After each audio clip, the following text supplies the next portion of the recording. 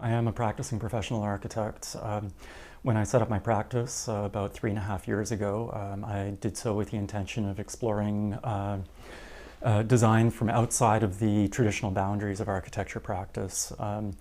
This was an intention that really allowed me to forge a new area of practice that sort of bridges between architecture and various other design disciplines like graphic design, landscape architecture, and urban design, as well as public art practice.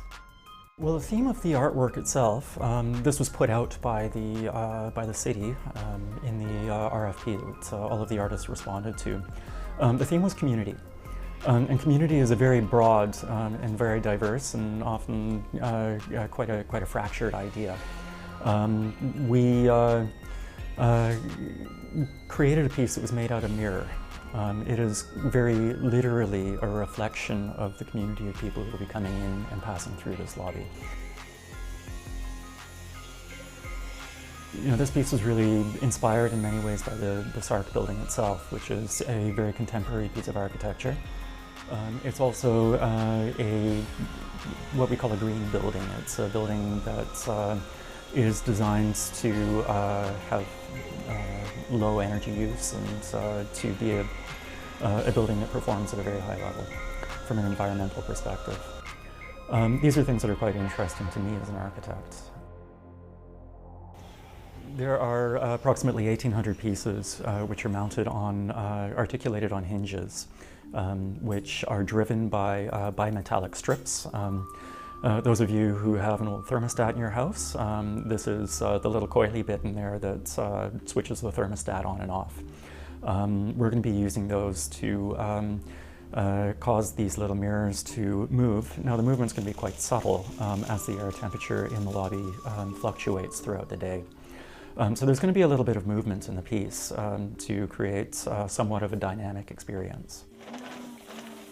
And what you'll find when you approach the piece and walk around it is that your reflection becomes fractured and dispersed, but also commingled with the reflections of other people in the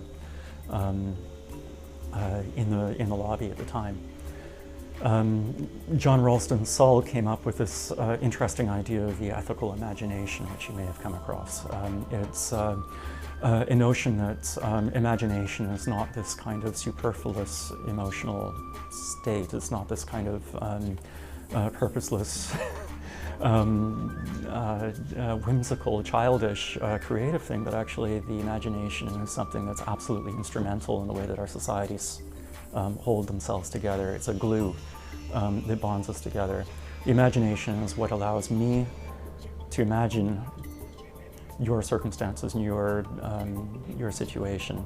It allows me to empathize with you, and this is the thing that actually allows us to cohere as a community, as a society. It's what allows us to see ourselves in another person. So that's really something that was kind of driving and underlying this piece.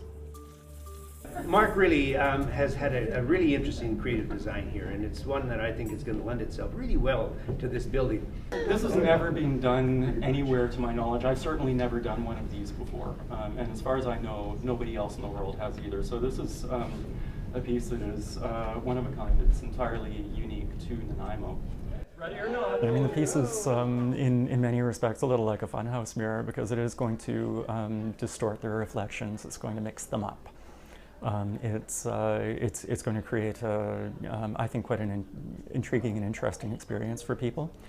My hope is that it will create inadvertent eye contact between strangers. I think that could be a really interesting outcome, perhaps validating the title of the artwork itself.